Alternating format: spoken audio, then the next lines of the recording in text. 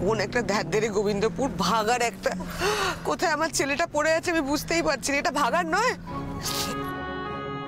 যেতে আসতে 2 থেকে 3 ঘন্টা লেগে যাচ্ছে। আর এখন টেনশন হচ্ছে তো, যেন মনে হচ্ছে আরো দেরি হয়ে যাচ্ছে। এই তো আন্টি, এই গ্রামপুর পেরোলাম, এই গ্রামপুরে মসজিদ পেরোলাম, আর বেশিক্ষণ না, 1/2 ঘন্টা থেকে 40 মিনিট। আমি যখন বাসে যাতায়াত করি তাই লাগে, এখন তো গাড়িতে যাচ্ছি, আর একটু কম লাগবে হয়তো সময়। তুমি নিজেকে ক্ষমা করতে পারবে? আর যদি যশের কিছু একটা হয়ে যায় ক্ষমা করতে পারবে নিজেকে? যশের কিছু হয়নি, কিচ্ছু হবে না। আল্লাহ এত নিষ্ঠুর নয় রোহিণী দি। তোমার এখনো নিজের আল্লাহর উপর এত ভরসা আছে? তুমি ভরসা রাখো না তোমার ঈশ্বরের ওপর, কিচ্ছু হবে না জজদার। দেখো কাল থেকে তোমাদের বিয়ের কাজ আবার শুরু হয়ে যাবে। কি ও কি বিদ্রুপ করছে নাকি বলো তো এই সিচুয়েশনে দাঁড়িয়ে? Please stop it. নো, বিদ্রুপ করছি না রোহিণী দি, আমার যেটা মনে হলো আমি তোমায় সেটাই বললাম।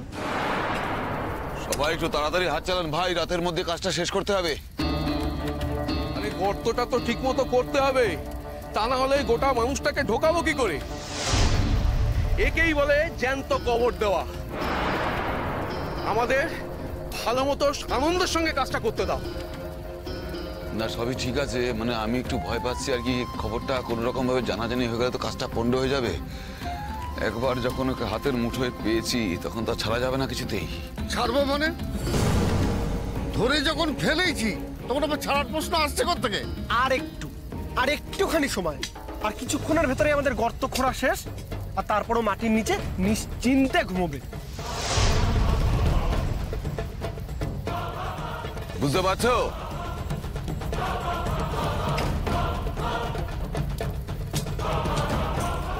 বুঝতে পারছো কি হচ্ছে এখানে?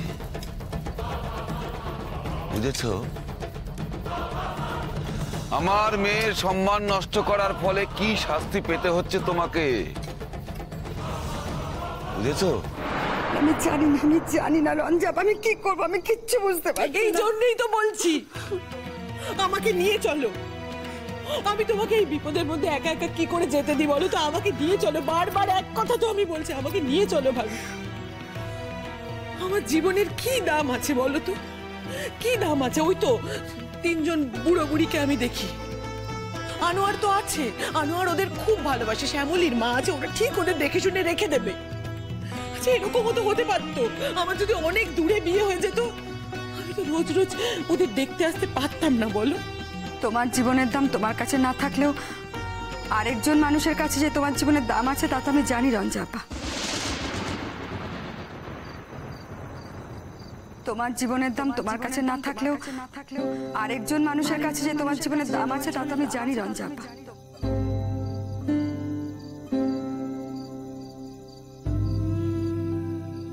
যদি আমি সেটা না জানতাম তাহলে আমি তোমাকে নিয়ে যেতাম। আমি তো জানি আরেকটা মানুষের কাছে তোমার দাম আছে, আর তোমার দাম রাখতেই একদিন সে গাঁ ছেড়েছিল। আমি বিশ্বাস করি সে যেখানেই থাক, যত দূরেই থাক, তোমার জীবনে দাম দেওয়ার জন্যই সে এত দূরে সরে আছে, আর একদিন সে ঠিক আসবে। তাই আমি তোমার জীবনটাকে কি করে দামহীন করি বলো তো ভাবি? আমি তো সবকিছু জানি রঞ্জাপা, তুমি আমার কাছে লুকিয়ে কি করবে? আমি তো জানি একদিন সেই মানুষটা ফিরে আসবে, তোমাকে অপেক্ষা করতেই হবে। যাবার সময় সেই মানুষটা কিন্তু কথাটা বলে গেছিল সে একদিন ফিরে আসবে। সবার মাঝে দাঁড়িয়ে চিৎকার করে বলেছিল, রঞ্জা আমি চলে যাচ্ছি আজ, আমি কিন্তু আবার একদিন আসবো, আর সেদিন আমি খালি হাতে ফিরে যাব না, তোমাকে নিয়ে যাব। বলেনি রঞ্জা আপা? আমার কিন্তু সব কথা মনে আছে। আজও মাঝে মাঝে সেদিনটার কথা আমার মনের মাঝে উকি দেয়। থাক না ভাবি, এসব কথা এখন আর কেন বলছো? তুমি যে বললে তোমার জীবনের কোনো দাম নেই, তাই বললাম। একজন তোমার জীবনের দাম দেওয়ার জন্য তার এই জন্ম ভিটে ছাড়লো, গাঁ ছাড়লো, আর কোনদিন ফিরে এলো না। আজ তুমি তোমার জীবনটাকে দামহীন বললে, সেটা আমি কি করে মেনে নেব রঞ্জা আপা? আমি তো সবটা জানি, এমন তো নয় যে আমি কিছু জানি না। সেদিনটা সাক্ষী তো আমি ছিলাম রঞ্জা আপা। ওসব কথা বাদ দাও না ভাবি, এখন বলো কি করণীয়? এখন একটাই করণীয় রঞ্জা আপা, তুমি আমাকে যেতে দাও। দেখো আমি তোমাকে আপা বলে ডাকি, আপার মতো মান্য করি, তুমি না বললে তো আমি যেতে পারি না। তুমি একটাবার ভেবে দেখো, যদি যশের কোনো ক্ষতি হয়ে যায় তাহলে তুমি ভালো থাকবে না আমি ভালো থাকবো বলো তো? আমার মেয়েটাই যশের হাত ধরে গা ছেড়েছিল, এখনো আমাদের হারিয়ে, নিজের লোক হারিয়ে, যশকে হারিয়ে সেও কি ভালো থাকবে? তুমি যাও ভাবি, তুমি যাও। আমি তোমার জন্য জেগে অপেক্ষা করব। আমি জানি তুমি সব বিপদ কাটিয়ে ফিরে আসবে রাত পোহানোর আগেই। ভাবি, যদি দেখো রবিউল দাদা বাড়িতে নেই, তাহলে তুমি অন্য কোথাও যেও না, সোজা এখানে ফিরে এসো। ভোর হলে আমরা থানায় গিয়ে যা বলার বলবো, যা করার করব। এখন আমাকে যেতে দাও রঞ্জা আপা, আমার মনটা বড় অস্থির লাগছে। আমি তোমাকে এখনই কোনো কথা দিতে পারছি না, আমি আগে গিয়ে সব দেখি তারপর। আচ্ছা তুমি বলো, আমি কি সাধ করে বিপদের মুখে পড়বো বলো? তারপরে তুমি আছো, আমার মেয়েটা আছে, ওর মুখটা দেখার জন্য তোমার বাঁচতে ইচ্ছে করে রঞ্জা আপা। আমি আসি রঞ্জা আপা। যাও ভাবি, সাবধানে যেও। আসি।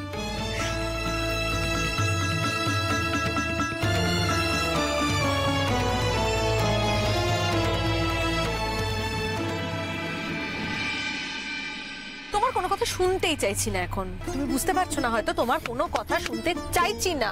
প্লিজ কোনো কথা বলো না তুমি। পাশে বসে আছেন আমার, আমার পুরো আমার গা রিরি করছে, আমার চিরবির চিরবির করছে গা। তুমি আর আমাদের সঙ্গে ফেরাত্তাল করবে না কিন্তু শাবনাম, যথেষ্ট হয়েছে, এনাফ ইজ এনাফ। তুমি আর আমাদের সঙ্গে ফেরাত্তাল করবে না। যশকে যদি এখানে পাওয়া যায় ভালো, আর যদি না না না পাওয়া যায় মানে? না না, তোমার তোমার তুমি কি বলতে চাইছো? যশ কি উধাও হয়ে যাবে নাকি? আর যদি উধাও হয়ে যায় তাহলে ওর বাড়ির লোকেরা কিন্তু দায়ী থাকবে। আমরা সব আটঘাট বেঁধে এসেছি, পুলিশকে ইনফর্ম করা আছে। লোকাল পুলিশ বলেছে যে ভোরবেলার মধ্যে পৌঁছে যাবে, আর যদি সেটা পৌঁছে না যায় তাহলে কিন্তু কলকাতা পুলিশও আসবে। আমি দেখবো কোথায় লুকিয়ে রাখে যশকে, যেখানে লুকিয়ে রাখবে সেখান থেকে বার করবো।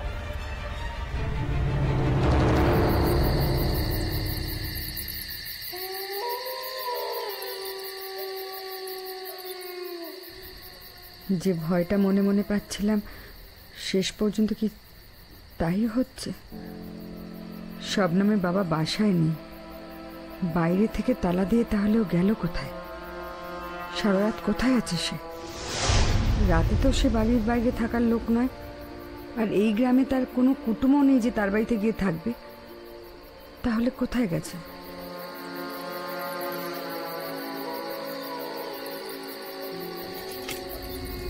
টাকা থাকলে, ক্ষমতা থাকলে সবকিছু হয় না। গরিব মানুষের কিছু থাক আর নাই থাক, ধর্মটা থাকে। আর সেই ধর্ম নিয়ে যারা টানা হাঁচড়া করে ছিনিমিনি খেলে তাদেরকে কি বুঝলে এখন? অবশ্য তুমি আর বুঝে এখন কি করবে বলো তো? তোমার তো কিছু করার নেই, তাই না? এখান থেকে মুক্তি পাওয়ার তো তোমার আর কোনো উপায় নেই। কিছু খেয়েছো সকাল থেকে? ঘরে আমার বিবি থাকলে আমি তোমাকে কিছু খাইয়ে দিতাম। সেই কলকাতা থেকে কখন এসছো, দাদুর বাড়িতে কি খেয়েছো না খেয়েছো তার তো কোনো ঠিক নেই না। জীবনের শেষ খাওয়াটা আমি তোমাকে নিজের হাতে খাইয়ে দিতাম। আমার বিবিটাও ঘরে নেই। কি করেছে বলো তো আমার পরিবারটার হাল? তোমার উপর রাগ কি আমার একটা? অনেক রাগ। আর সেই রাগকে ঠান্ডা করার জন্য একটাই মাত্র উপায়,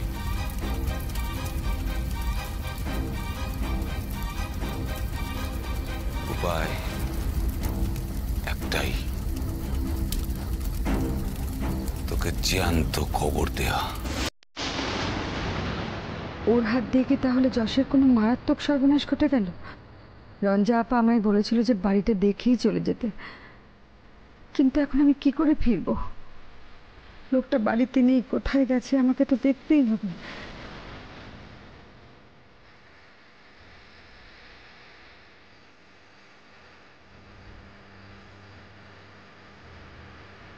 এত দেরি করছে কেন ভাবি কে জানে। এখান থেকে তো এইটুকু নিজের বাড়ি, যেতে তো এত সময় লাগার কথা না, অনেকক্ষণ দেখে চলে আসার কথা। আর একটু পরেই ভোরের আলো ফুটবে, ভোরের আলোয় যদি যদি কেউ ভাবিকে দেখে ফেলে কেউ ছাড়বে নাকি? রবিউল যদি দেখে ফেলে, কিংবা রবিউল না দেখলেও যদি অন্য কেউ দেখে খবর দিয়ে দেয়, ভাবি আর এই বাড়িতে কিছুতেই ফিরে আসতে পারবে না। আমি ওকে খুঁজবো, আমি নদীর পাড়ে যাব। এতক্ষণে কি শেষ সর্বনাশটা করে ফেলেছে ওরা? না না, গায়ের মধ্যেও কিছু করতে পারবে না।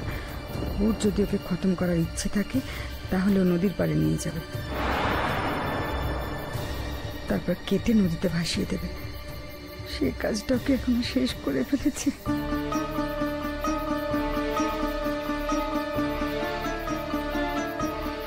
যদি ওকে শুধু গুম করেই না রাখে? হ্যাঁ, এখন তোমার মনে হচ্ছে যদি গুম করে না রাখে।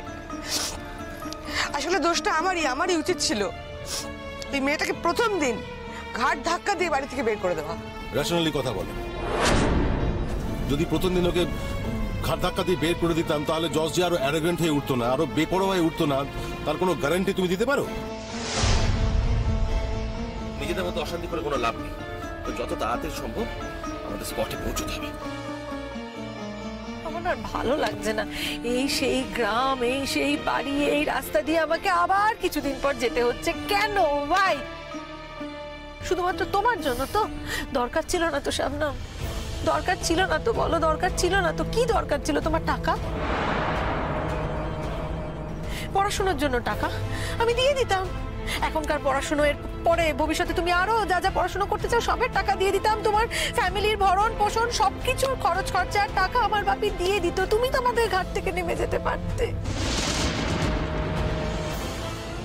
রোহিণীদি, তুমি আমাকে টাকা দেখাচ্ছ?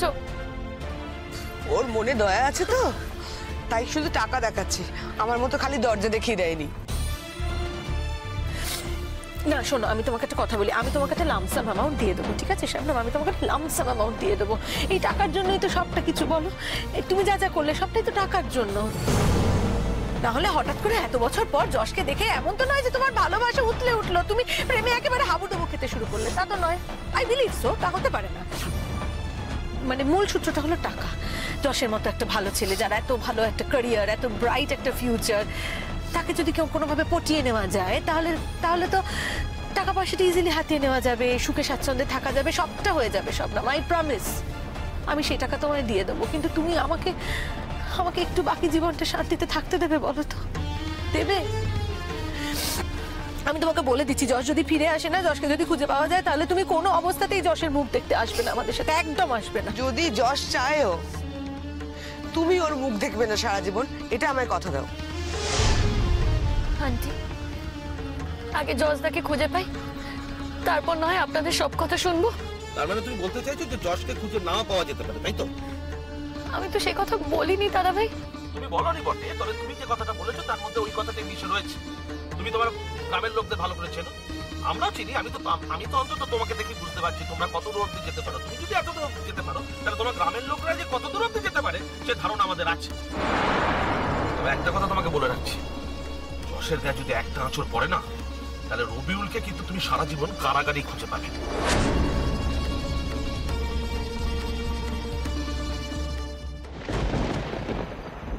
কিন্তু ভাবি গেল কোথায়? সত্যি কি যশের কোনো খবর পেয়েছে? রবিউল দাদা কি যশকে নিজের বাড়িতে লুকিয়ে রেখেছে? উফ, বড্ড অস্থির লাগছে। আমাকে কিছুতেই যেতে দিল না ভাবি। কিন্তু এইভাবে ঘরের মধ্যে বসে থাকা যায়? দম বন্ধ হয়ে আসছে আমার।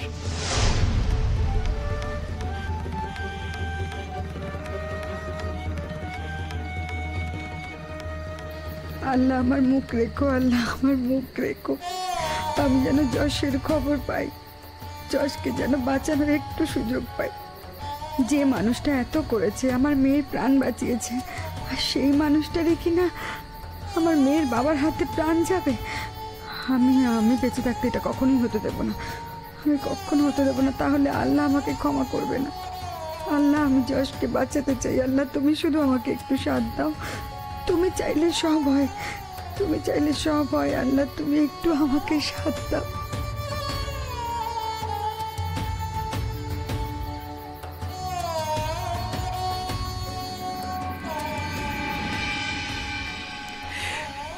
ঠাকুর, কি করব ঠাকুর? আমাদের কোনো সর্বনাশ করো না ঠাকুর, কোনো সর্বনাশ করো না। আর একটা দিন বাদে যশের বিয়ে, আমরা যেন কোনো কিছুর ভাগিদার না হয়ে থাকি ঠাকুর। শবনম যেন কোনো দোষের ভাগিদার না হয়। যশকে তুমি ওর বাবা মার কাছে ফিরিয়ে দাও। যশকে তুমি সাবধানে রাখো ঠাকুর। যশের যেন কোনো বিপদ না হয়, কোনো বিপদ না হয় ঠাকুর, রক্ষা করো।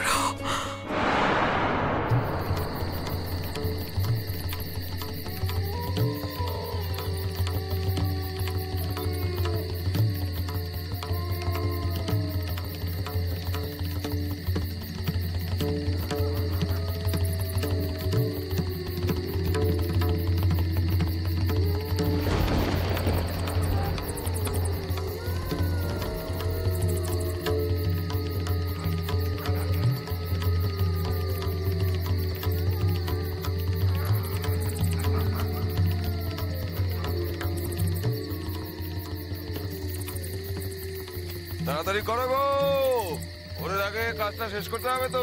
আর একটুখানি সময়। নদীর পাড়ে কিছু মানুষের গলার আওয়াজ মনে হচ্ছে। আমি যদি ধরা পড়ে যাই তাহলে তো আমি যশকে বাঁচাতে পারবো না। কিন্তু ধরা না দিয়েই বা বুঝবো কি করে ওরা কারা? এত রাতে ওখানে কি করছে? আড়ালে আড়ালে পা টিপে টিপে যাবো আরো কিছু দূর, গিয়ে দেখবো। আস্তে আস্তে পা টিপে টিপে যাই। তাহলে আপনাদের কি হলো ভাই? হয়েছে, আর একটু আর একটু, আর একটু, বাস তাহলেই তোমার রাজসজ্জা রেডি, বুঝলে যশ?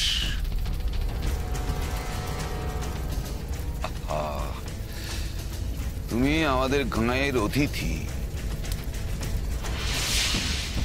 কিভাবে গাছতলায় গাছে হেলান দিয়ে দাঁড়িয়ে আছো দেখে আমার খুব কষ্ট হচ্ছে। কিন্তু কি করবো বলো, রাজসজ্জা তৈরি হতে তো একটু সময় লাগে, তাই না?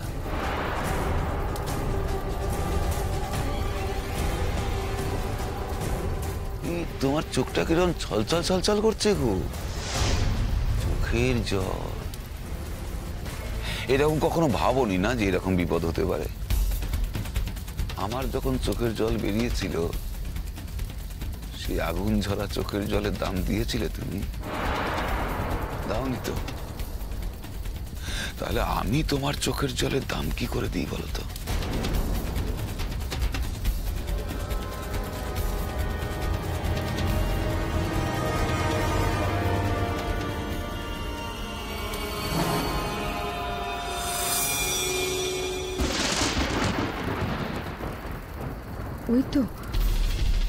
ওই তো শবনমের বাবা, আরো অনেক লোক আছে।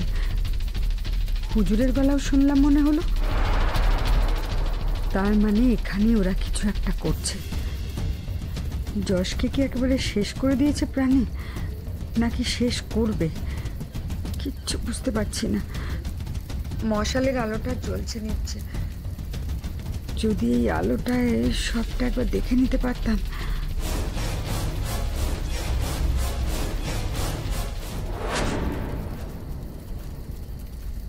ওই তো যশ, ওকে ওরা বেঁধে রেখেছে ওখানে। আর ওই লোকগুলো গর্ত খুঁজছে।